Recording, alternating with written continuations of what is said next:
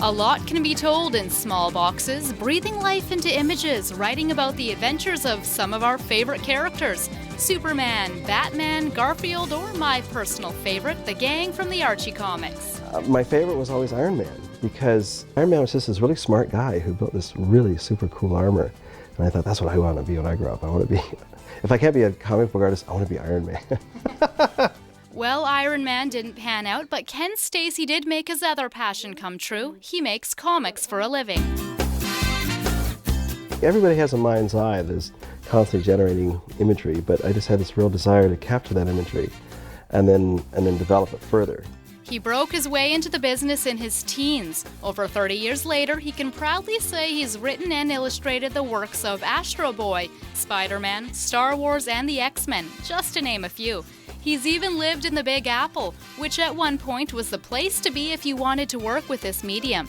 But technology revolutionized the industry. It gave Ken and his wife Joan, also a graphic novelist, a chance to work and live on the West Coast. Oh, wait a minute. Oh, look, see, we flopped that. See how we flopped that? Of course, now with the internet, everything has changed again. So now, author-illustrators have a global reach. It's no longer confined to a specific country or time zone or what have you. Let me see if I can get a new perspective on it. Oh, yeah, that's good.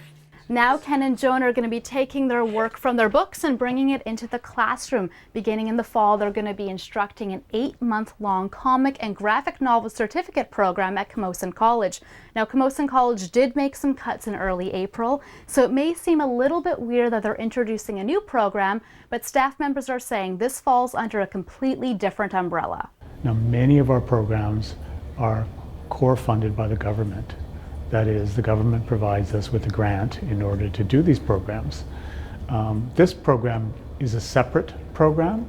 It's part of a new kind of programming that meets its own costs. So that means a larger price tag, a little over $9,000 in tuition and fees, but Joan says it pays to be local. It's kind of tragic that a lot of students can't stay here and at least have a really decent program. It's the kind of program that I wish was in place when our kids went off to Toronto to school. Although their sons had to make the move, these two co-creators of this new program can't wait to grow the island's talent. If your heart is in it, it will get done, and it will get done, and you'll be very proud of it.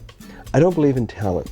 I believe in passion and hard work. And if you're passionate about something, then the words will come, the movement will come, the form will come, the sounds will come. Whatever it is, whatever medium you choose to express yourself in. Camosun staff say graduates of the program will be able to pursue a career as freelance authors and illustrators for comic books, graphic novels, and web comics, or they could branch out into gaming, animation, and film and television. Our favorite Marvel and comic book characters have been around since the mid-1900s, but the industry is still on the rise. In Victoria, I'm Jen Muranetz for The Daily.